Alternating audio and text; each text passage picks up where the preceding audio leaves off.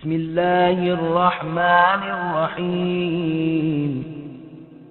السلام على آدم صفوة الله من خليقته،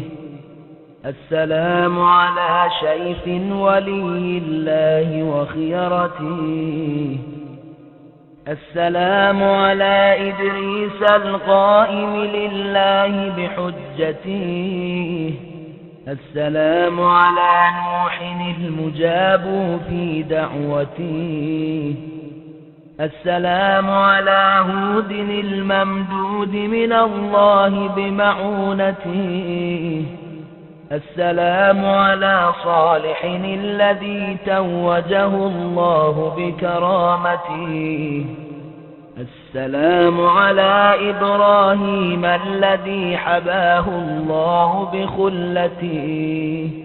السلام على إسماعيل الذي فداه الله بذبح عظيم من جنته، السلام على إسحاق الذي جعل الله النبوة في ذريته، السلام على يعقوب الذي رد الله عليه بصره برحمته، السلام على يوسف الذي نجاه الله من الجب بعظمته، السلام على موسى الذي فلق الله البحر له بقدرته، السلام على هارون الذي خصه الله بنبوته، السلام على شعيب الذي نصره الله على أمته، السلام على داود الذي تاب الله عليه من خطيئته،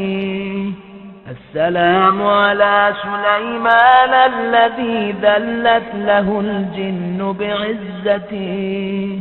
السلام على أيوب الذي شفاه الله من علته، السلام على يونس الذي أنجز الله له مضمون عدته، السلام على عزير الذي أحياه الله بعد ميتته، السلام على زكريا الصابر في محنته، السلام على يحيى الذي أزلفه الله بشهادته، السلام على عيسى روح الله وكلمته، السلام على محمد حبيب الله وصفوته، السلام على أمير المؤمنين علي بن أبي طالب المخصوص بأخوته، السلام على فاطمة الزهراء ابنته،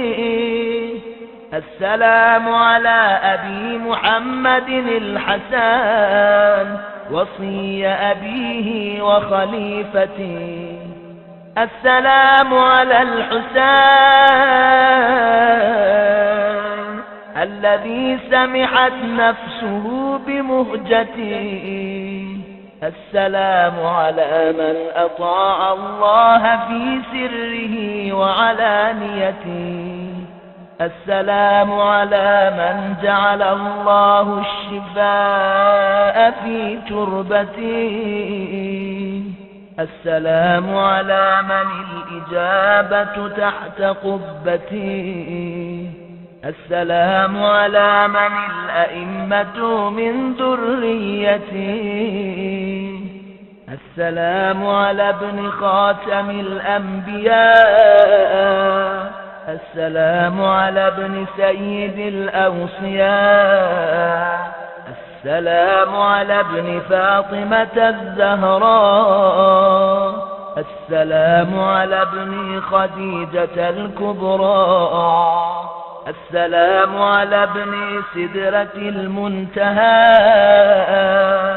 السلام على ابن جنة المأوى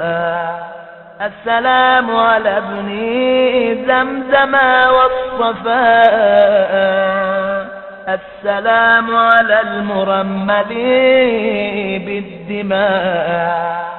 السلام على المهتوك الخباء السلام على خامس أصحاب الكساء السلام على غريبي الغرباء السلام على شهيدي الشهداء السلام على قتيلي الأدعياء السلام على ساكن كربلاء السلام على من بكته ملائكة السماء السلام على من ذريته الأذكياء السلام على يعشوب الدين السلام على منازل البراهين السلام على الأئمة السادات السلام على الجيوب المضرجات السلام على الشفاه الذابلات السلام على النفوس المصطلمات السلام على الأرواح المختلسات السلام على الأجساد العاريات السلام على الجسوم الشاحبات السلام على الدماء السائلات السلام على الأعضاء المقطعات السلام على الرؤوس المشالات السلام على النسوة البارزات السلام على حجة رب العالمين السلام عليك وعلى آبائك الطاهرين السلام عليك وعلى أبنائك المستشهدين السلام عليك وعلى ذريتك الناصرين السلام عليك وعلى الملائكة المضاجعين السلام على القتيل المظلوم السلام على أخيه المسموم السلام على علي الكبير السلام على الرضيع الصغير السلام على الأبدان السليبة السلام على العسرة القريبة السلام على المجدلين في الفلوات السلام على النازحين عن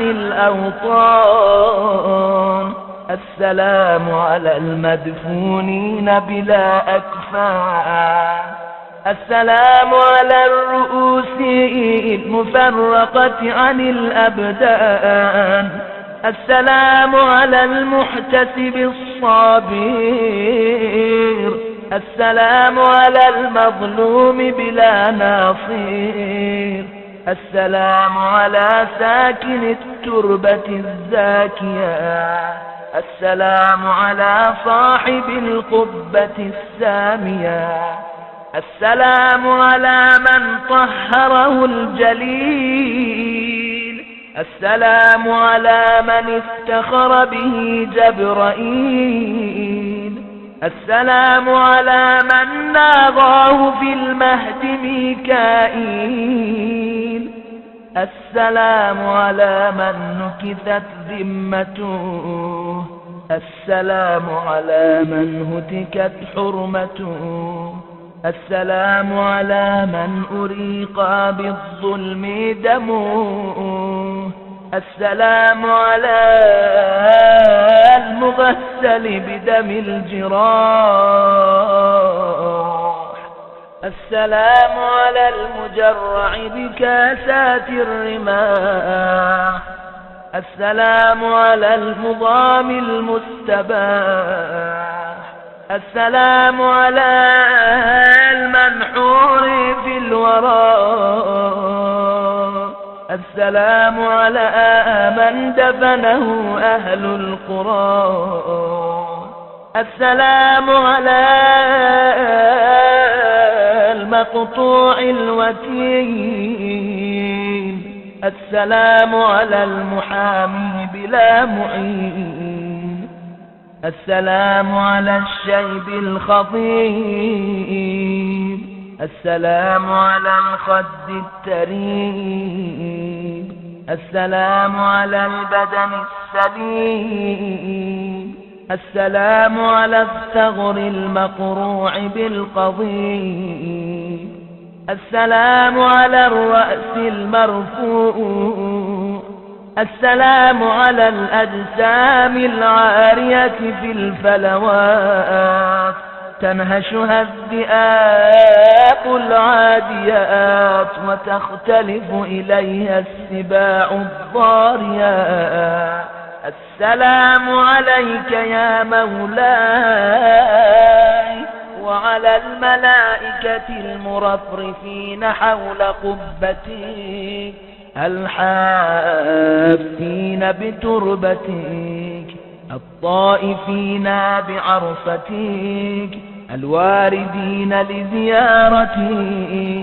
السلام عليك فإني قصدت إليك ورجوت الفوز لديك. السلام عليك السلام العارف بحرمتك المخلص في ولايتك المتقرب إلى الله بمحبتك البراء من أعدائك. سلام من قلبه بمصابك مقروح ودمعه عند ذكرك مسفوح. سلام المفجوع المحزون الواله المستكين. سلام من لو كان معك في الطفوف لوقاك بنفسه حد السيوف وبذل حشاشته دونك للحتوف وجاهد بين يديك ونصرك على من بغى عليك وفداك بروحه وجسده وماله وولده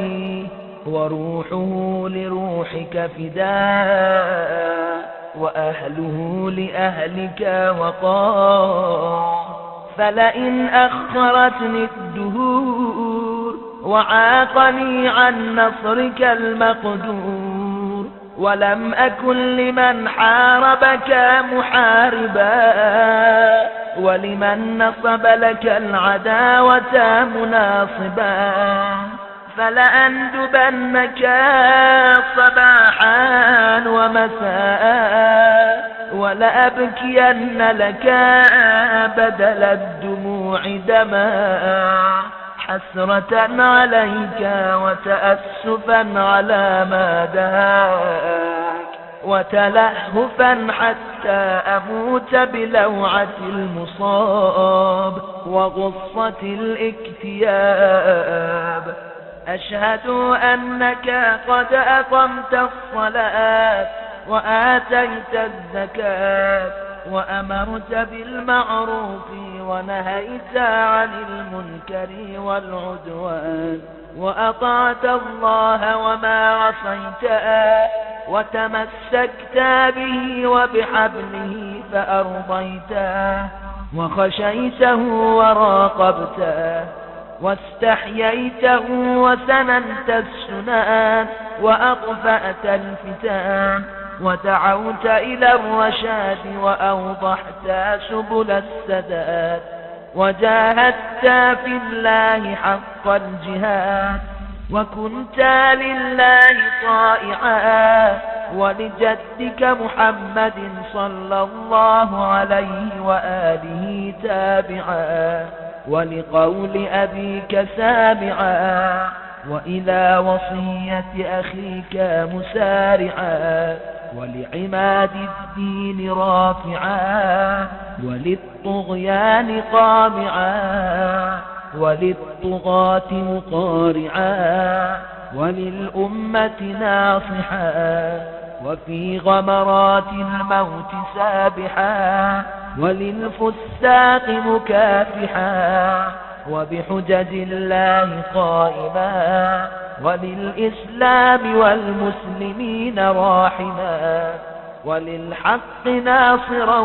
وعند البلاء صابرا، وللدين كالئا وعن حوزته مراميا، تحوط الهدى وتنشره، وتبسط العدل وتنشره، وتنصر الدين وتظهره، وتكف العابث وتزجره، وتأخذ للدني من الشريف، وتساوي في الحكم بين القوي والضعيف. كنت ربيع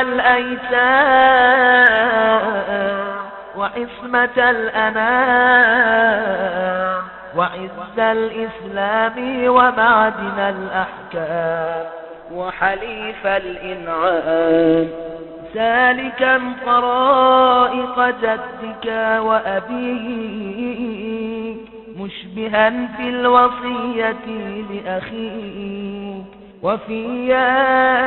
الدماء رضي الشيام، ظاهر الكرم متهجدا في الظلام، قويم الطرائق،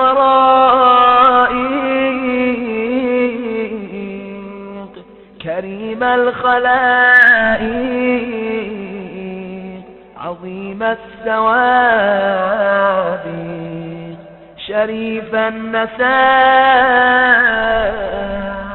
منيف الحساب، رفيع الرتاب، كثير المناقب، محمود الضرائب، جزيل المواهب، حليم رشيد، منيب جواد، عليم شديد، إمام شهيد، أواه منيب، حبيب مهيب. كنت للرسول صلى الله عليه وآله ولدا، وللقرآن سندا، وللأمة عضدا، وفي الطاعة مجتهدا، حافظا للعهد والميثاق، ناكبا عن سبل الفساق، باذلا للمجهود، طويل الركوع والسجود، زاهدا في الدنيا زهد الراحل عنها، ناظرا إليها بعين المستوحشين منها، آمالك عنها مجفوفا،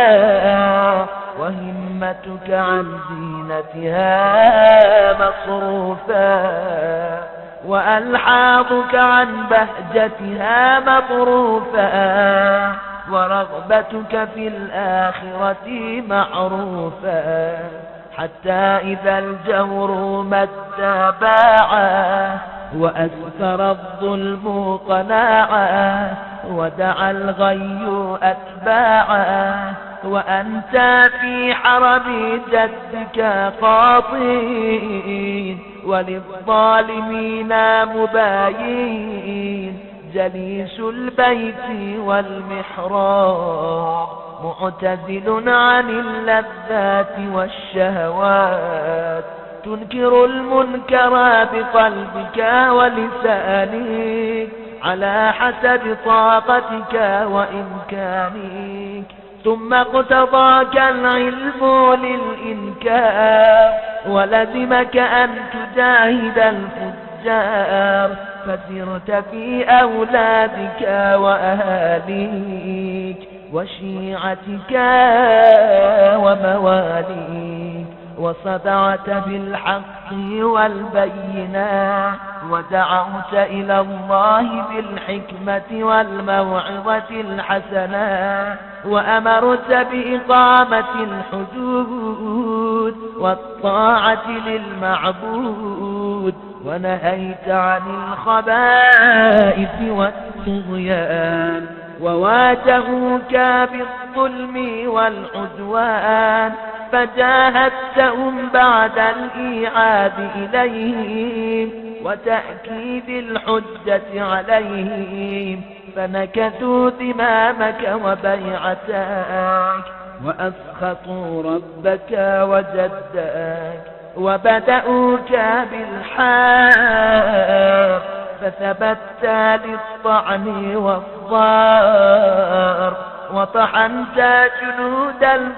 الفجار، واقتحمت قسطل الغبار، مجالدا بذي الفقار كأنك علي المختار.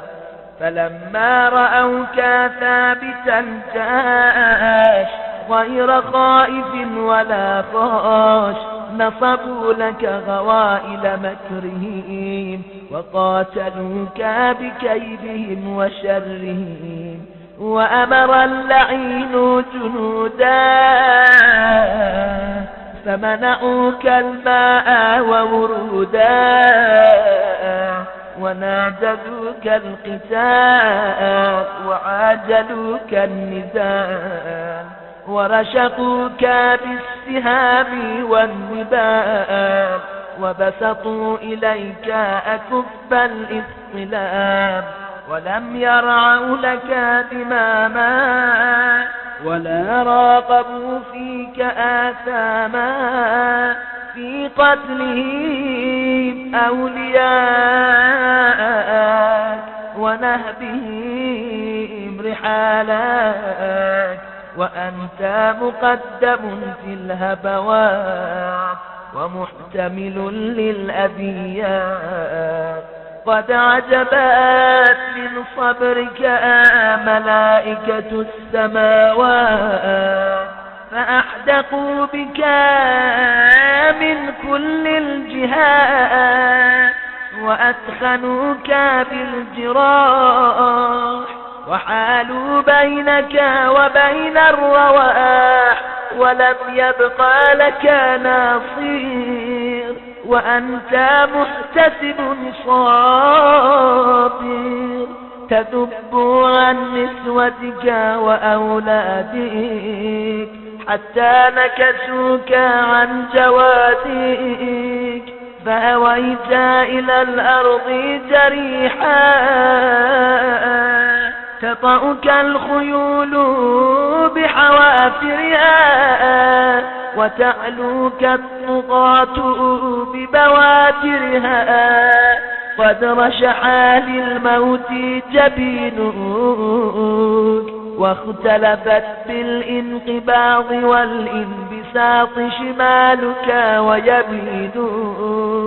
تدير طرفا خفيا إلى رحلك وبيتك، وقد شغلت بنفسك عن ولدك وأهاليك، وأسرع فرسك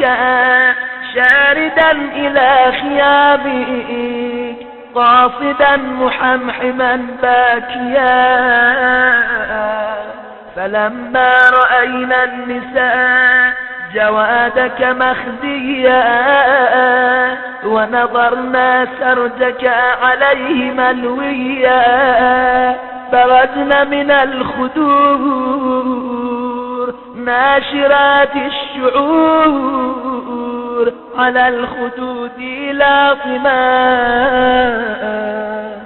الوجوه سافرات وبالعويل داعيات وبعد العز مذللات وإلى مصرعك مبادرات والشمر جالسون على صدرك مولغ سيفه على نحرك قابض على شيبتك بيده ذابح لك بمهندي قد سكنت حواسك وخفيت أنفاسك ورفع على القنا رأسك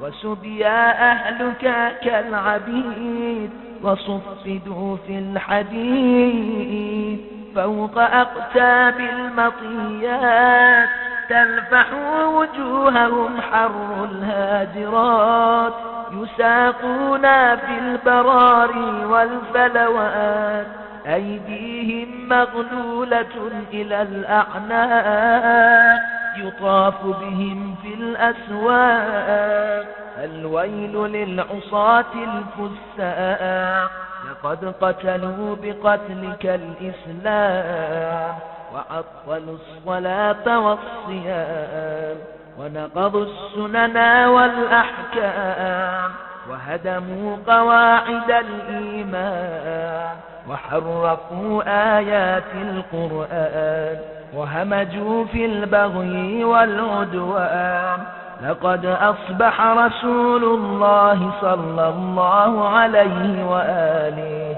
من أجلك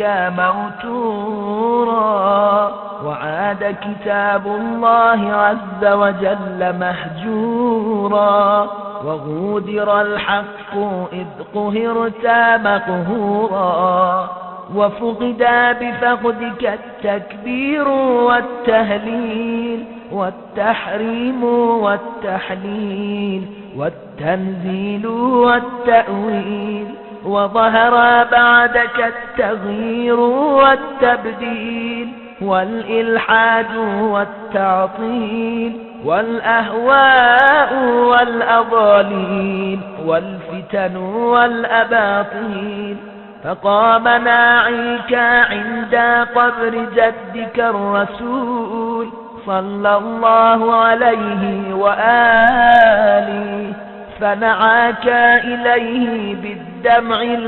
الهطول قائلا يا رسول الله قتلا سبطك وفتاك واستبيح أهلك وحماك وسبيت بعدك ذراريك ووقع المحذور بعترتك وذويك فانزعج الرسول وبكى قلبه المهول وعزاه بك الملائكة والأنبياء وفجعت بك أمك الزهراء واختلفت جنود الملائكة المقربين تعزي أباك أمير المؤمنين وأقيمت لك المآتم في أعلى علين ولطمت عليك الحور العين وبكت السماء وسكانها والجنان وخزانها والهضاب وأقطارها والبحار وحيتانها ومكة وبنيانها والجنان وولدانها والبيت والمقام والمشعر والحرام والحل والإحرام اللهم فبحرمة هذا المكان المنيف صل على محمد وآل محمد واحشرني في زمرته وأدخلني الجنة بشفاعته اللهم إني أتوسل إليك يا أسرع الحاسبين ويا أكرم الأكرمين ويا أحكم الحاكمين بمحمد خاتم النبيين رسولك إلى العالمين أجمعين وبأخيه وابن عمه الأنزع البطين العالم المكين علي أمير المؤمنين وبفاطمة سيدة نساء العالمين وبالحسن الزكي عصمة المتقين وبأبي عبد الله الحسين أكرم المستشهدين وبأولاده المقتولين وبعترته المظلومين وبعلي بن الحسين زين العابدين وبمحمد بن علي قبلة الأولين وجعفر بن محمد أصدق الصادقين وموسى بن جعفر مظهر البراهين وعلي بن موسى ناصر الدين ومحمد بن علي قدوة المهتدين وعلي بن محمد أزهد الزاهدين والحسن بن علي وارث المستخلفين والحجة على الخلق أجمعين أن تصلي على محمد وآل محمد الصادقين الأبرين آل طه وياسين وأن تجعلني في القيامة من الآمنين المطمئنين الفائزين الفرحين المستبشرين اللهم اكتبني في المسلمين وألحقني بالصالحين واجعل لي لسان صدق في الآخرين وانصرني على الباغين واكفني كيد الحاسدين واصرف عني مكر الماكرين واقبض عني أيدي الظالمين واجمع بيني وبين السادة الميامين في أعلى عليين مع الذين أنعمت عليهم من النبيين والصديقين والشهداء والصالحين برحمتك يا أرحم الراحمين. اللهم إني أقسم عليك بنبيك المعصوم وبحكمك المحتوم ونهيك المكتوم وبهذا القبر الملموم الموسد في كنفه الإمام المعصوم المقتول المظلوم أن تكشف ما بي من الغموم وتصرف عني شر القدر المحتوم وتجيرني من النار ذات السموم. اللهم جللني بنعمتك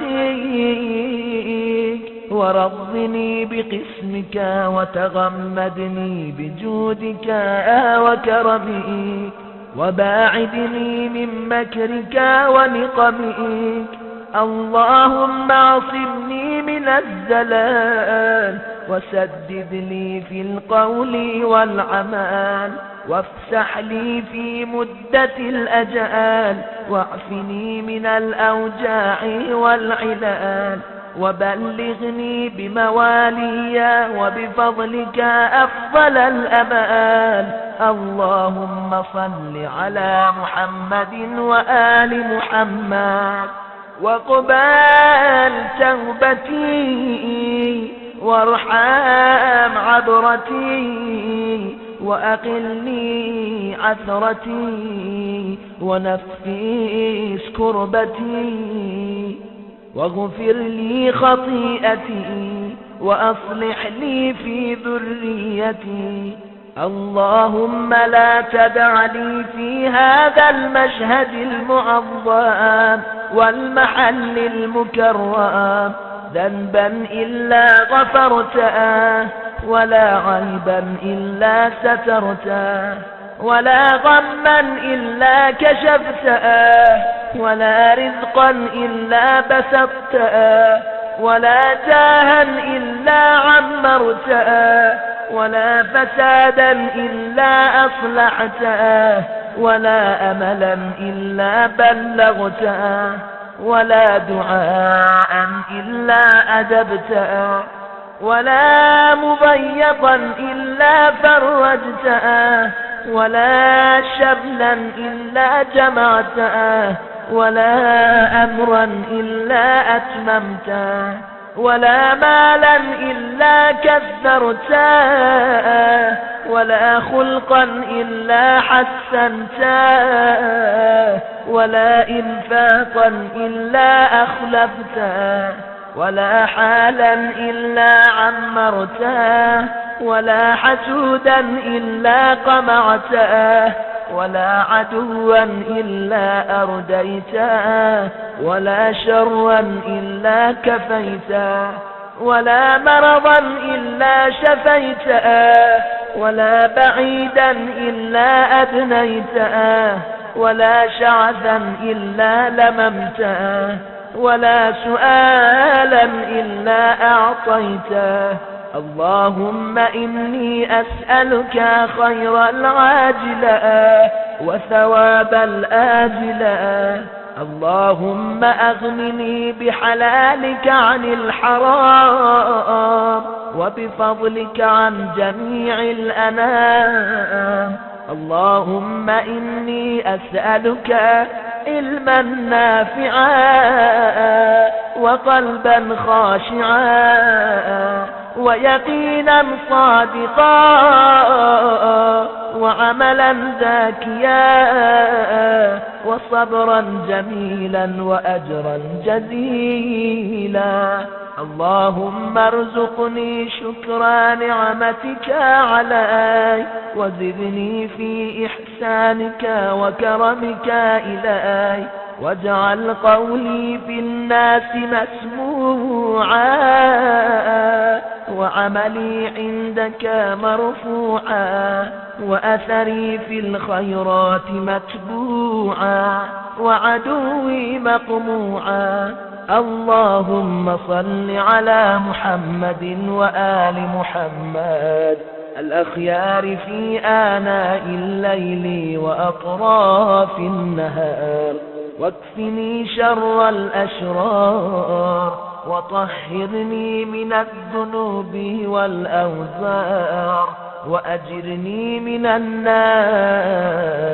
وأدخلني دار القرار، واغفر لي ولجميع إخواني فيك وأخواتي المؤمنين والمؤمنات برحمتك يا أرحم الراحمين.